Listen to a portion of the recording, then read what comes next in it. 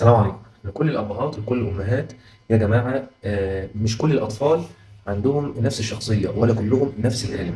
بمعنى أنت أب ليك تربية بطريقة معينة، مش هخش فيها بالزعيق بالعقاب بالنصح بالصحوبية بكل حاجة ليك طريقتك خلاص. على فكرة مش شرط إن هي نجحت مع الطفل الأولاني إن هي هتنجح مع الطفل التاني، ومش شرط إن نجحت مع الاتنين الأولانيين إنها تنجح مع الطفل التالت. ليه بقول كده يا جماعة؟ إحنا اللي بنتغير، إحنا اللي بنعرف نموديفاي التربية بتاعتنا على حسب شخصية اللي قدام. لو الاولاني الضرب وان هو يعني اشد عليه نجح معاه، قد تبتلى بواحد حساس جدا ما ينفعش معاه الطريقه دي تاني خالص، بل بالعكس هتبوظه وتعمل له رواسب كتير قوي وحاجات نفسيه للاسف ما بتظهرش غير قدام، ما بتظهرش غير في الاسترس، ما بتظهرش غير لما يخش الجيش، ما بتظهرش غير لما يتجوز فعلا، وقد يحتاج الى دكتور نفسي. خلاص ليه؟ اصل دي رواسب قديمه. للاسف الاب بيبقى طول اليوم في الشغل، الام طبعا ربنا يعينها بتبقى مهتميه بالمدرسه ومهتميه بالاكل ومهتميه بالشرب ومهتميه بالتمرين، ما عندهاش وقت ولا يعني لمبه حمراء تنور كده ان خلي بالك الطفل ده كذا، الطفل ده حساس، الطفل دوت لا، الطفل دوت لعبي، الطفل دوت الكلمه بتاثر فيه. الاطفال يا جماعه كلها ربنا خلقنا الانسان ده حاجه معقده جدا بالذات في الامور النفسيه.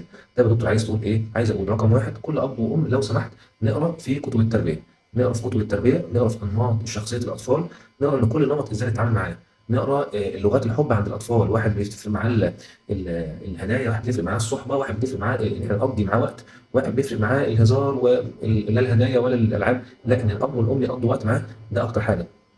ان شاء الله ما هنقرا واحده كتاب ورا التاني ورا التالت ورا الرابع، هيبقى عندك احساس بالعلامات الخطر اللي تقول لك ان الطفل ده عنده مرض معين نفسي. خلي بالك الطفل ده حساس جدا، خلي بالك الطفل دوت قوي جدا يعتمد عليه، خلي بالك الطفل ده عنده ملكه الحفظ، خلي بالك الطفل دوت لا يعني ضعيف شويه، محتاج انك تقويه، محتاج انك تديله كورسات، محتاج انك تديله حد تخاطب، محتاج انك هو كده هو محتاج سند.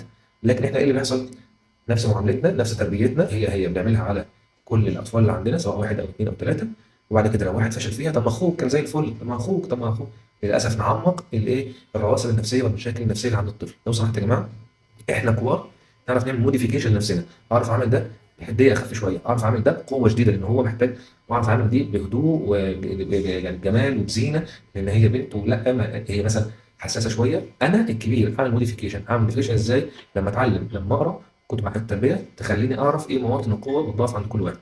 مش عايز اطول عليكم، بس عايز اقول ان انا بشوف امثله كتير، آه يعني اسر مش عليها نفس النمط بتاع التربيه، واحد نجح واثنين فشلوا، اثنين نجحوا وواحد فشل، واحد نجح قوي والاثنين عندهم عواصف نفسيه، او واحد بيروح لدكتور نفسي، والاب والام يقول لك احنا ربيناكم. لا يا جماعه، الاب والام هم اللي غلطانين ان هم ما عرفوش يشخصوا المرض ده بدري. مش عارف تشخص تعبان استشير، روح لحد بتاع تربيه ايجابيه او اي تربيه، حتى اقرا في الكتب.